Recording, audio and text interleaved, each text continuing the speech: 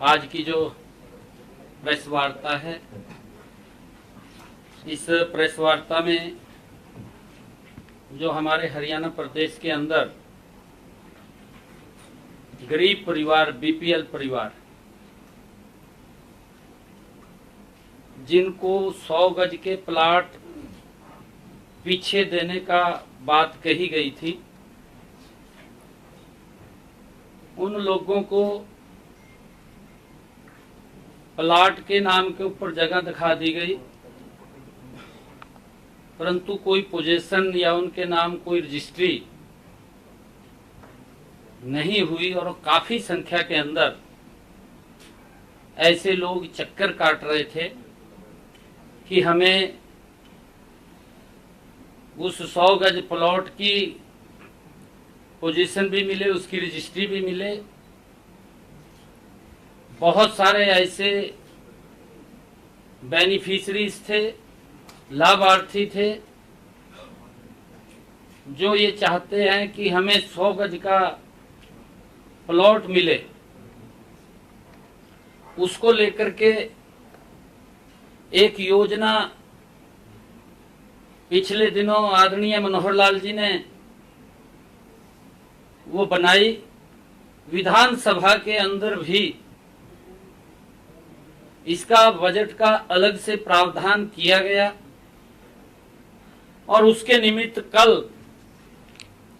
सोनीपत में ऐसे जो लाभार्थी हैं उन सबको प्लॉट की पोजीशन भी दी जाएगी। हरियाणा प्रदेश के अंदर अलग अलग स्थानों के ऊपर ये कार्यक्रम का आयोजन होगा। उस कार्यक्रम में हमारे हरियाणा सरकार के सभी मंत्रीगण, हमारे सभी विधायकगण वहां पर मौजूद रहेंगे। और मैं स्वयं सोनीपत से इस योजना के माध्यम से ऐसे हमारे जो लाभार्थी हैं उनको प्लॉटों की पोजीशन भी दी जाएगी और उनको रजिस्ट्री भी वहीं पर मौके पर ही करा करके उनको सुपुर्द किया जाएगा। और इसके बाद ऐसे हमारे हरियाणा प्रदेश के अंदर ये 20,000 लाभार्थी हैं जिनको कल प्लॉट और पोजीशन दी जाएगी। क्योंकि ये कांग्रेस सरकार ने इसको शुरू तो किया, परंतु उनके हालात के ऊपर छोड़ दिया। वो घूमते रहे, ना उनके पास कोई कागज था, ना उनके पास कोई रजिस्ट्री थी। वो घूमते रहते थे कि हमें कोई पोजीशन मिल जाए, परंतु जब उनके पास कोई कागज नहीं था, खाली नाम मात्र के लिए जगह दिखा दी और उसके लिए वो चक्कर काटते रहे। ऐसे सब उन गरीब लोगों को, जो बीपीएल परिवार के लोग हैं, उन सब को ये 20,000 इस प्रकार की संख्या थी, लोग थे, उनको ये पोजीशन देने का काम किया जाएगा। और कांग्रेस जो ये महात्मा गांधी बस्ती योजना, ग्रामीण बस्ती योजना का ये डंडोरा पीटते रहे और ये उनके हालात के ऊपर कांग्रेस ने गांधी जी के नाम के ऊपर इस योजना को शुरू किया, परंतु उसको अमली जामा नहीं बनाया, खाली नाम दे दिया, उनके हालात के ऊपर छोड़ दिया। हमने ये निर्णय किया है इस समस्या के समाधान के लिए मुख्यमंत्री ग्रामीण आवास योजना के अंतर्गत सभी लाभार्थी, जितने ये लाभार्थी थे, उन सबको प्लॉट का कब्जा भी दिया जाएगा उनको रजिस्ट्री भी बना करके दी जाएगी। और उसके बावजूद ऐसे अगर जो और लाभार्थी हैं जो शेष बचेंगे, उनकी संख्या ये लगभग 20,000 है और 7,775 ऐसे जो लाभार्थी हैं जिनको कल ही ये पोजीशन भी देंगे, कब्जा भी देंगे और उनकी रजिस्ट्री भी कराएंगे। 20,000 लोगों के जो हमने चिन्हित किया है, जहां उनको प्लॉट नहीं मिल रहा है या जमीन उपलब्ध नहीं है, शीघ्र ही जल्दी ही अगले चरण के अंदर हम उसकी सारी की सारी तैयारी कर रहे हैं। लगभग वो फाइनल टच के अंदर है। उनके खाते में भी 1-1 लाख रुपया वो प्लॉट खरीदने के लिए, वो प्लॉट खरीद सके, वो पहुंचाने का काम भी जल्दी ही हम करेंगे। ऐसे ये लगभग जो संख्या है कि हमारी सरकार की सोच है और ये सोच डॉक्टर भीमराव अंबेडकर जी, ये सोच महात्मा ज्योतिबा फूले जी की, उनके सपनों को साकार करते हुए देश के यशस्वी प्रधानमंत्री आदरणीय नरेंद्र मोदी जी और हमारी डबल इंजन की सरकार उनके जीवन को सरल और सुगम करने के लिए लगातार उसमें सुधारीकरण करते हुए उन तक लाभ पहुंचाने का काम ये हमारी सरकार कर रही है। और ऐसे अगर और भी कुछ लोग बचेंगे, उसके लिए भी हमने ये कहा है कि एक पोर्टल के माध्यम से वो रजिस्ट्रेशन करेंगे कि जो ऐसे लाभार्थी बचेंगे उनको भी वेरीफाई करके जो पात्र व्यक्ति है उस तक लाभ पहुंचाना हमारी सरकार का कमिटमेंट है और उसको लेकर के हम उन तक ये लाभ पहुंचाने का काम करेंगे। आदरणीय प्रधानमंत्री जी ने पिछले 10 वर्षों में प्रधानमंत्री आवास योजना के तहत हमारे प्रदेश के अंदर लगभग 14,939 मकान बना करके देने का कार्य किया है।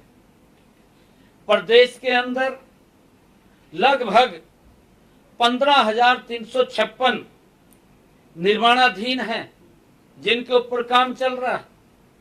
जल्दी ही उनकी भी चाबियां उनको सौंपने का काम ये हमारी सरकार, डबल इंजन की सरकार मजबूती से कर रही है। और लगभग हरियाणा के अंदर प्रधानमंत्री आवास योजना के तहत हमने पिछले 10 वर्षों में 552 करोड़ रुपया इस योजना के तहत हमने खर्च किया है। और ऐसे जो नए मकानों के अलावा भी पुराने मकान हैं, डॉक्टर भीमराव अंबेडकर नवीनीकरण योजना, उसके माध्यम से 2138 पुराने मकानों के विस्तार, उनके नवीनीकरण के लिए भी हमने 60 हजार रुपया उन तक पहुंचाने का ये काम किया है। और इस योजना के तहत प्रति जो बेनिफिशियरी है, लाभार्थी है, उस तक 3 किस्तों में 1,38,000 रुपया पहुंचाने का काम ये हमारी सरकार वो कर रही है। प्रधानमंत्री आवास योजना ग्रामीण के तहत 29,440 मकानों के निर्माण की स्वीकृति दी है। इसमें 26,318 मकान बनवाए गए हैं। इनके ऊपर 376 करोड़ रुपया की मदद वो की गई है। हमारी सरकार लगातार गरीब के हित के अंदर मजबूती से फैसले लेती हुई ये नरेंद्र मोदी की सरकार, डबल इंजन की सरकार, गरीबों के हित में मजबूत फैसले लेकर के उनको सशक्त करने का काम कर रही है। मैं आज आप लोगों के माध्यम से देश के यशस्वी नेता, दुनिया के लोकप्रिय नेता, जो आज तीसरी बार भारत के प्रधान सेवक के रूप में, जिनके मन में गरीब को लेकर के पीड़ा है, जिनके मन में किसान को लेकर के पीड़ा है, जिनके मन में महिलाओं को सशक्त करने के लिए जो उनके मन में पीड़ा है, जिनके मन में युवाओं को उनका विश्वास बढ़े और युवा आगे बढ़े, उसको लेकर के चिंता करते हैं, ऐसे यशस्वी नेता आज तीसरी बार इस देश की बागडोर संभालने का काम करेंगे। और मुझे ये पूर्ण विश्वास है, आदरणीय नरेंद्र मोदी जी को मैं हरियाणा की तरफ से बहुत बहुत बधाई भी देता हूं, शुभकामनाएं भी देता हूं।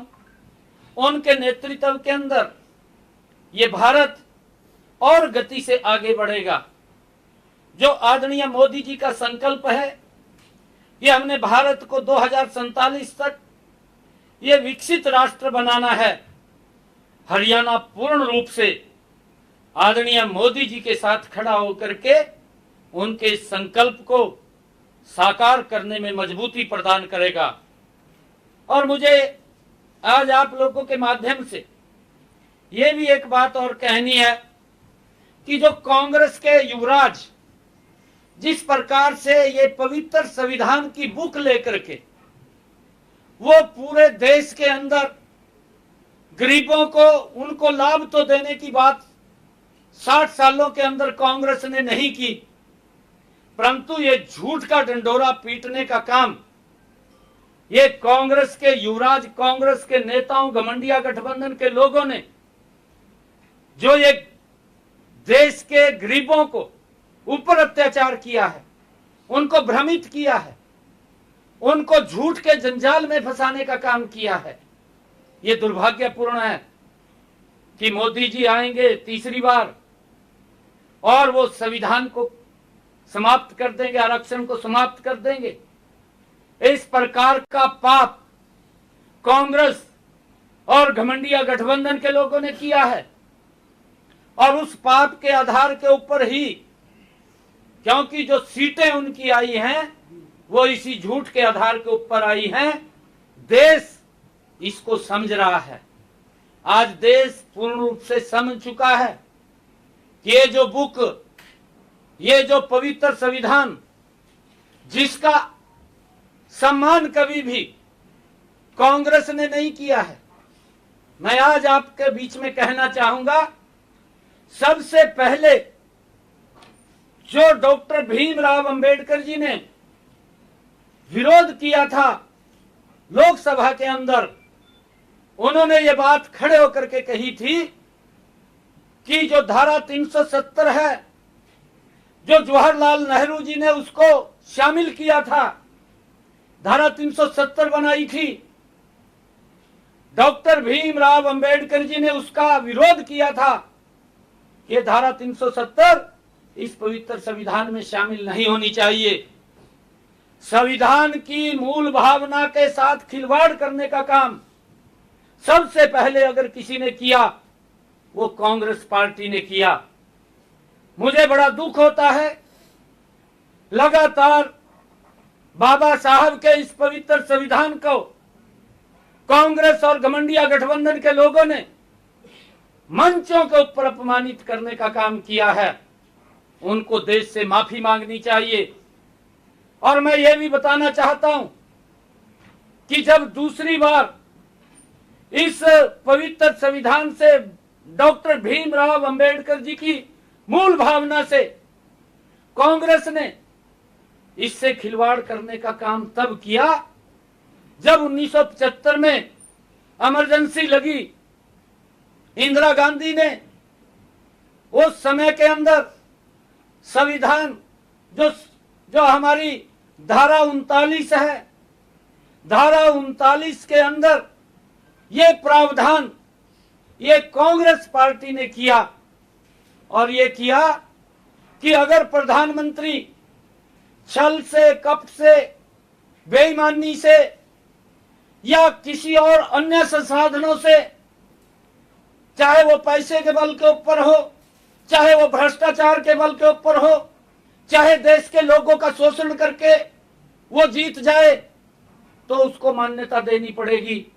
ये धारा 39 के अंदर, इस संविधान के अंदर ये कांग्रेस ने ही पाप किया था। इस संविधान की पवित्र मूल भावना के साथ खिलवाड़ करने का काम ये कांग्रेस पार्टी ने ही किया था। आज देश समझ रहा है। और साहबानों, रात के 2 बजे कोर्ट के दरवाजे खोलना एक विशेष व्यक्ति के लिए, उसको लाभ देने के लिए, उसको बचाने के लिए, जिसने एक जघन्य अपराध किया हो, उसके लिए रात के 2 बजे कोर्ट खुल जाता है। तब इस डॉक्टर भीमराव अंबेडकर जी की भावनाओं को आहत करने का काम, इस पवित्र संविधान को उन्होंने अपमानित करने का काम ये कांग्रेस और घमंडिया गठबंधन के लोगों ने किया है। मोदी जी ने तो पिछले 10 वर्षों में इस देश को इस पवित्र संविधान के डॉक्टर भीमराव अंबेडकर जी की भावनाओं के अनुरूप चलाने का काम किया है। इन्होंने कभी डॉक्टर भीमराव अंबेडकर जी को सम्मान नहीं दिया। मोदी जी ने तो इन 10 वर्षों में डॉक्टर भीमराव अंबेडकर जी के जो पंच स्थान थे, उनको पंच तीर्थ के रूप में विकसित करके डॉक्टर भीमराव अंबेडकर जी को सम्मान देने का भी काम किया है। ये कांग्रेस के लोग ये झूठ के आधार के ऊपर ये जीत करके आज कुछ सीटें आए हैं, परंतु देश इनको कभी माफ नहीं करने वाला है। और कल जैसा मैंने बताया है कि कल उस वर्ग के लिए, जिस वर्ग के अधिकारों की सुरक्षा करने का काम डॉक्टर भीमराव अंबेडकर जी ने किया है, महात्मा ज्योतिबा फुले ने किया है, उनकी भावनाओं को आगे बढ़ाते हुए ऐसे जो हमारे कांग्रेस के समय के अंदर उनको खाली कागज भी नहीं दिया, उनको बोल दिया कि 100 गज का प्लाट वो घूम रहे थे, उनको सम्मान देने का काम भी कल हम करेंगे, हमारी सरकार करेगी। मैंने इतनी बात आपके बीच में कहनी थी। बहुत बहुत धन्यवाद। बिल्कुल इसका सर्वे कराया। मैंने कहा है कि 20,000 ऐसे ये लोग हैं जिनको हम 775 उनको तो कल पोजीशन देंगे, अलग अलग स्थानों के ऊपर कार्यक्रम करेंगे। 20,000 की हमने जो लिस्ट बनाई है, उनको हम 1-1 लाख रुपए, जहां उनको प्लाट देने के लिए जगह नहीं है, उनके खाते के अंदर वो प्लाट खरीद सके, उसके लिए 1-1 लाख रुपया देंगे। और इससे आगे भी प्रधानमंत्री आवास योजना शहरी, जो हमारा शहरी शहर के अंदर भी हम एक बड़ी योजना बना रहे हैं, उसको भी हम शीघ्र उन लोगों तक डायरेक्ट ये पैसा पहुंचाने का काम करेंगे, ताकि वो भी शहर के अंदर अपना 100 गज का प्लाट ले सके। उसके लिए भी हमारी पूरी रणनीति बनी है। कंस्ट्रक्शन में भी कोई हेल्प करेंगे? देखिए, कंस्ट्रक्शन के अंदर मैंने आपको बताया प्रधानमंत्री आवास योजना, उसके तहत मकान बने हैं। ऐसे लोगों को मकान भी वो उस योजना के तहत उन तक पहुंचाने का काम करेंगे। और मैं आपको बताना चाहता हूं, ये पहली मोदी जी की ऐसी सरकार है जिसने गरीब व्यक्ति को सशक्त और मजबूत करने का काम किया है। प्रधानमंत्री आवास योजना दिया, उसके अंदर प्रधानमंत्री उज्ज्वला योजना के तहत गैस का कनेक्शन सिलेंडर दिया, उसके अंदर प्रधानमंत्री उजाला योजना के तहत एलईडी दी, उसके अंदर प्रधानमंत्री योजना के तहत हर घर के अंदर नल और स्वच्छ जल दिया। और ये प्रधानमंत्री गरीब कल्याण अन्न योजना के तहत देश में 80 करोड़ परिवारों को राशन पहुंचाने की व्यवस्था भी नरेंद्र मोदी जी ने की है। परंतु कांग्रेस उसके और घमंडिया गठबंधन लोगों के पास बोलने के लिए कुछ नहीं है। वो लोगों के बीच में जाकर के झूठ फैलाने का काम करते हैं।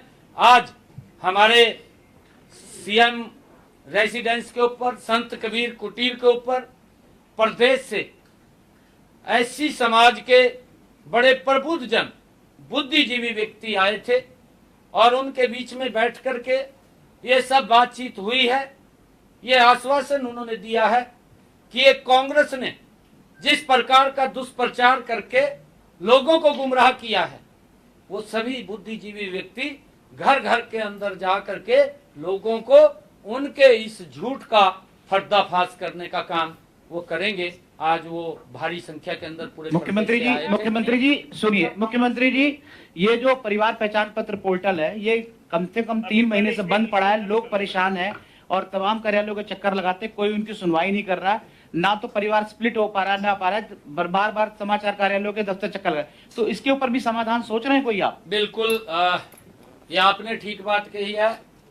हमारे चीफ सेक्रेटरी साहब बीच में बैठे हैं। कल ही चीफ सेक्रेटरी साहब ने सभी डीसीज के साथ वीसी की थी और हमने एक हर डीसीज के सचिवालय के ऊपर स्वयं डीसी और अधिकारी वहां पर रहेंगे सुबह 9 बजे से लेकर के 11 बजे तक, हर डिस्ट्रिक्ट लेवल के ऊपर। जिसकी भी कोई समस्या है, प्रॉपर्टी आईडी को लेकर के है, या किसी की कोई समस्या रजिस्ट्री को लेकर के है, या किसी की समस्या पीपी को लेकर के, परिवार पहचान पत्र को लेकर के है, या किसी अन्य और कोई समस्या है, वो कोई भी व्यक्ति जिसकी समस्या है उस समस्या को लेकर के वहां सचिवालय के ऊपर डीसी के उस दरबार के अंदर जाएगा। जो समस्या समाधान करके हमने वहां पर इस प्रोग्राम को किया है और उसके अंदर हमारे चीफ सेक्रेटरी साहब ने वो वीसी लिया है। एक वार रूम, मैंने कहा था चीफ सेक्रेटरी साहब को कि एक वार रूम आपके यहाँ पर रहेगा। हर रोज कितनी एप्लीकेशनें आई हैं, कितनी ग्रीवेंस आई हैं, कितनी समाधान हुई है, कितनी शेष बची हैं, वो सारी की सारी जानकारी वो चीफ सेक्रेटरी साहब के वार रूम के अंदर आएंगी और शाम को हर रोज मैं भी स्वयं उसको फॉलो करूंगा और उसको देखूंगा कि अधिकारी वहां पर मुस्तैदी से उन समस्याओं का समाधान करने का कार्य करेंगे और उसको स्वयं चीफ सेक्रेटरी साहब वॉच करेंगे और उसके ऊपर चीफ सेक्रेटरी साहब बताने का काम करेंगे, क्योंकि उन्होंने कल रिसीव और उसकी पूरी प्लानिंग की है।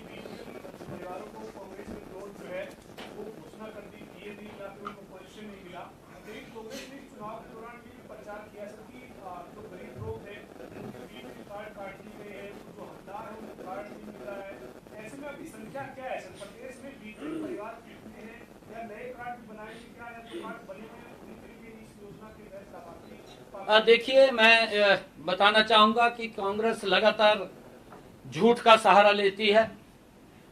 विकसित भारत संकल्प यात्रा गांव-गांव के अंदर गई है, हर वार्ड के अंदर गई है, जन संवाद भी हमने गांव के अंदर लगाए हैं।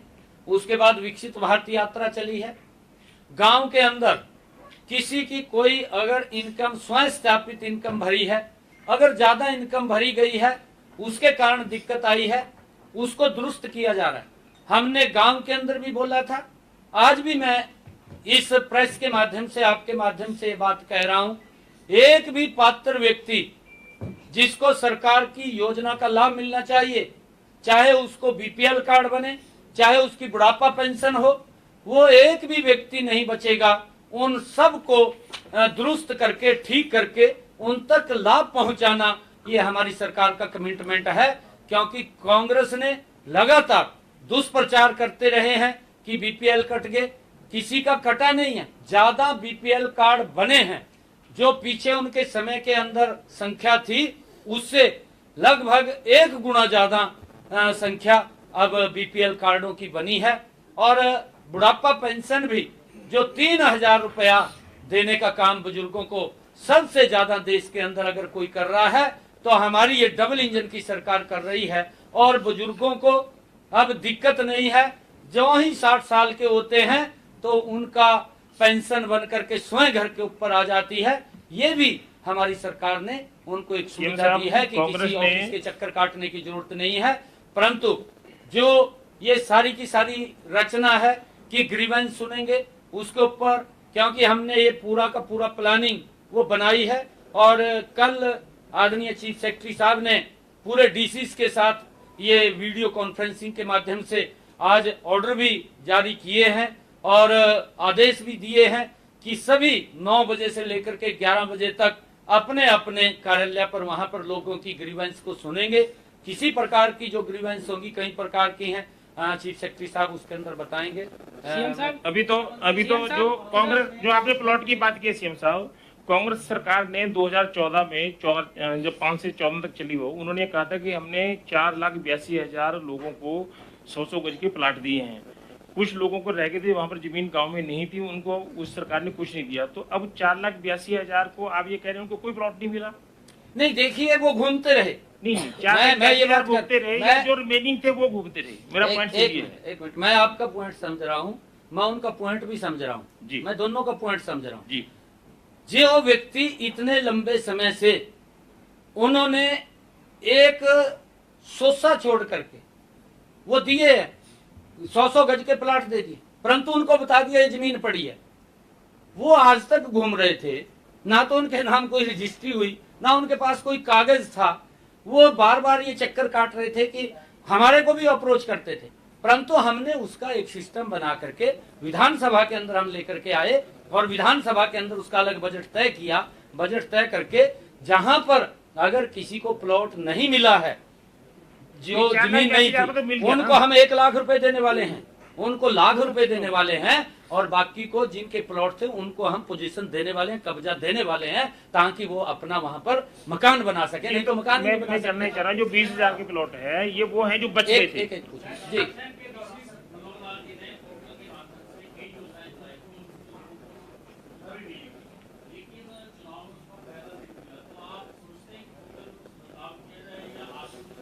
नहीं देखिए ना, ये ऐसा नहीं है। मनोहर लाल जी ने जितनी भी योजनाएं चलाई हैं हरियाणा प्रदेश के अंदर, अगर मैं कहूं कि जो गुड गवर्नेंस का अगर उदाहरण कहीं पूरे देश के अंदर देखने को मिलता है तो हरियाणा के अंदर मिलता है। इतना गजब का सिस्टम मनोहर लाल जी ने खड़ा किया है कि व्यक्ति को दफ्तर के चक्कर नहीं काटने पड़ रहे, परंतु अगर कहीं कोई उसके अंदर दिक्कत आ रही है उसका सरलीकरण किया जाएगा, लोगों को चक्कर न काटने पड़े।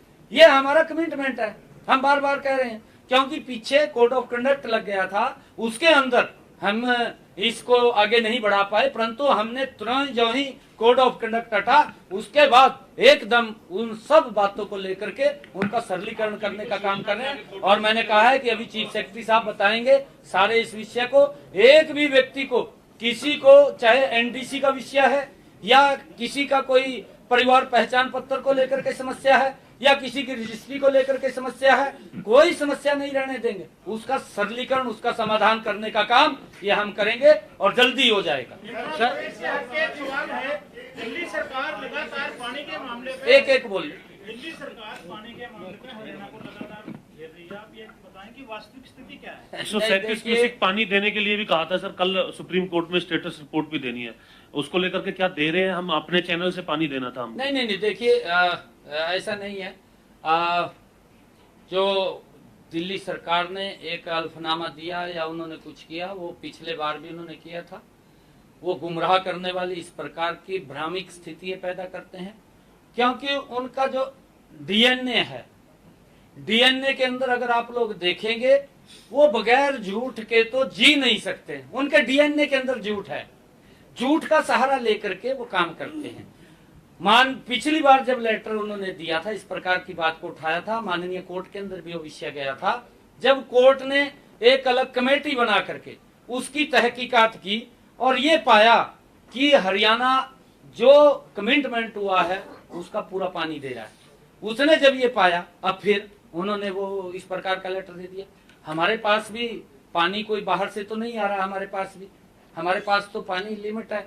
उनकी पंजाब के अंदर सरकार है, हम तो ये चाहते हैं कि SYL का पानी इतने लंबे समय से जो चल रहा है, SYL के पानी को वो दे दें, हमारे हरियाणा की भी प्यास बुझ जाएगी और दिल्ली की भी प्यास बुझेगी। क्यों वो पानी कहीं वेस्टेज भी जा रहा है? ये उनको मानवता के आधार के ऊपर मैं ये कहूँगा, ये सरकार को सोचना चाहिए। जो पंजाब के अंदर, क्योंकि दिल्ली में भी उनकी सरकार है, पंजाब में भी उनकी सरकार है और हरियाणा के लोग चाहते हैं कि वो पानी मिल जाए, परंतु अब वो जो कमेटी बनी है कांग्रेस का और आम आदमी का गठबंधन है, ये दोनों एक ही थैली के चट्टे बट्टे हैं। और कांग्रेस के मैं देख रहा था कल कुछ नेता प्रेस कॉन्फ्रेंस पे बोल रहे थे पत्रकारों से कि हिमाचल पानी दे रहा है। भाई हम देंगे पानी, वो आगे चला जाएगा, हम कौन सा रोकने वाले हैं? दिल्ली के जो लोग हैं, दिल्ली की जनता है, हमारी आदरणीय है, समस्या नहीं आनी चाहिए और इन समस्याओं का मिल बैठ करके समाधान करना चाहिए। मैं ये कहना चाहूंगा कि जो हिमाचल से अगर पानी आता है वो दिल्ली को जाएगा, कोई दिक्कत नहीं है, परंतु हमारे पास भी पानी की दिक्कत है, हमारे पास भी पानी की कमी है। हम जितना पानी कोर्ट ने हमें कहा था उन्होंने अब भी माप लिया है, अब भी वो देख लिया है, उससे पानी से स्वाया पानी दे रहे हैं हम, अब भी उनको ज्यादा दे रहे हैं पानी, जो पानी कमिटमेंट हुआ था उससे ज्यादा हम पानी दे रहे हैं। परंतु जो पानी हमारे पास हिमाचल से आएगा, हमने कहा है कि उस पानी को जो हमारा अपर यमुना लिंक बोर्ड है वो भी उसको चेक करेगा कि वो पानी कहाँ से दे रहे हैं, तभी तो आगे देंगे। तो पानी वो देंगे, खाली प्रेस के अंदर झूठ बोल देना और एक इस प्रकार का वातावरण खड़ा कर देना कि भाई हरियाणा पानी नहीं दे रहा। हम क्यों किसी के साथ वो करेंगे? अरे दिल्ली के लोग हमारे नहीं है क्या? दिल्ली के लोग हमारे हैं, परंतु झूठ नहीं बोलना चाहिए। मैं ये कहना चाहूंगा दिल्ली सरकार को कि आपने उसकी सुविधा के लिए क्या सिस्टम खड़ा किया है, क्या मैकेनिज्म बनाया है? आरोप लगाना एक अलग बात है, आरोप के अंदर मत पड़िए, लोगों को सुविधा दीजिए। एक सीएम साहब जो दिल्ली के लेफ्टिनेंट गवर्नर थे, जो लेफ्टिनेंट गवर्नर थे दिल्ली के, उन्होंने कहा जो जिसमें रिजर्वायर में पानी जमा होना उसी में गाद साफ करना दिल्ली सरकार का काम ये उनका काम है ना, ये हमारा काम नहीं है। लेफ्टिनेंट गवर्नर ने कहा था हाँ, ये दिल्ली सरकार का काम है। मैंने कहा है खड़े होकर के, तो उन्होंने मंचों के ऊपर कह दिया भाई ठीक है, आपकी प्लानिंग है कि हम फ्री पानी देंगे, दे दो फ्री पानी, हमने तो नहीं मना किया, हम कौन सा रोक रहे हैं? अरे सिस्टम खड़ा नहीं किया आपने, चैनल नहीं बनाए, पॉपुलेशन बढ़ रही है, उसके अनुसार आपकी नीति क्या है? आप नीति को तो बताइए ना कि हमारी नीति ये है कि इतनी पॉपुलेशन बढ़ेगी, इसके लिए हमने पानी का यहाँ से ये प्रावधान किया है, तब तो बात लगती है। परंतु ये बात खड़ा होकर के एक झूठ फैला देना और झूठ बोल देना, ये इनके DNA के अंदर है। इसके अलावा सर सीएम साहब मैंने जाना है, मैंने दिल्ली जाना है, सीएम साहब मैंने दिल्ली जाना है। सीएम साहब 10 सीटों का टारगेट लेके बीजेपी चली थी सर, इलेक्शन में 5 सीटें लूज की हैं, इसके पीछे क्या कारण मानते हैं सर? क्या किसान आंदोलन इसके पीछे कहीं रहा है? दूसरा ये है कि विधानसभा के लिए अब क्या विजन है? नहीं, देखिए मैं बार बार इस बात को बोलता रहा हूँ कि सर इसी में हमारी सरकार, इसमें हमारे बोल पूछ लो, इसमें सर जो नतीजे हैं इनके मतलब क्या मंथन किया और क्या कारण रहा कि सीटें कम हुई? मैं बार बार हम ये बात बोलते रहे हैं क्योंकि ये कांग्रेस के लोग इस प्रकार का दुष्प्रचार करते रहे। 60 साल तक कांग्रेस इस देश के ऊपर सत्ता में रही है, वो देश के किसानों को श्वेत पत्र जारी करके बताएं कि हमने किसानों की मजबूती के लिए ये कदम उठाए हैं। मोदी जी ने 10 वर्षों के अंदर किसानों के हित में जो कदम उठाए हैं, बड़े गर्व के साथ मैं किसी भी मंच के ऊपर वो उठा सकता हूं, बता सकता हूं कि हमने ये काम किए हैं, वो भी बताएं। परंतु क्योंकि जिस प्रकार का झूठ फैलाया गया, जिस प्रकार का लोगों के बीच में कि मोदी तीसरी बार प्रधानमंत्री बनेगा, वो आरक्षण को समाप्त कर देगा, संविधान को समाप्त कर देगा, हम लोगों के खाते में 1-1 लाख रुपया पहुंचा देंगे। अब लोग खड़े हैं दरवाजे के ऊपर, आपके सामने हैं, आप दिखा रहे हैं, मैं तो नहीं देख रहा हूं, आप लोग दिखा रहे हैं कि वो कांग्रेस के दरवाजों के ऊपर जाकर के खड़े हैं और वो लाख रुपया मांग रहे हैं राहुल गांधी से, गठबंधन गठबंधन के लोगों से, उनके दरबार पे जाकर के, परंतु वहां कोई दिखाई नहीं दे रहा और वो इस प्रकार का झूठ फैला करके वोट तो ले लिए। ये हमारे हरियाणा की एक कहावत है कि काठ की आंधी है, एक बार चढ़ती है, बार बार नहीं चढ़ती। परंतु ये इस झूठ के अंदर भी, जितना झूठ कांग्रेस ने फैलाया है, उस झूठ के अंदर भी हमारी वोट कांग्रेस से ज्यादा है।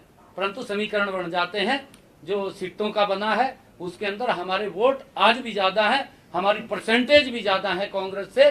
और आने वाले विधानसभा के अंदर भारतीय जनता पार्टी बहुत बड़े मैंडेट के साथ तीसरी बार हरियाणा प्रदेश के अंदर नरेंद्र मोदी जी के नेतृत्व के अंदर सरकार बनाएगी।